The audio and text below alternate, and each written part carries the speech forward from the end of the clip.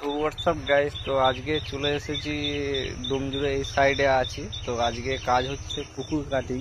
তো গাড়ি নিয়ে চলে এসেছি, এই হচ্ছে গাড়ি। আর এখানটায় একটু খাল করা আছে, তো এটা কেটে লোড করব। মাটিটা একটা জমিতে পড়বে, তো ওটা একটু উঁচু হবে, ডাউন হয়ে আছে বলে জমিটা। তো এখন ট্র্যাক্টর আসেনি, তো ওই জন্য দাঁড়িয়ে আছি। তো ট্র্যাক্টর আসছে, একটু লেট আছে। ট্র্যাক্টর বর্ধমান থেকে আসছে, তো ওই জন্য আধা ঘন্টা বসে আছি।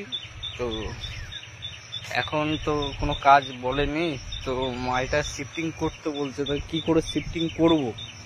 তো শিফটিং হবে না, ডাইরেক্ট ম্যানুয়ালি কেটে লোডিং করতে হবে ট্র্যাক্টরে।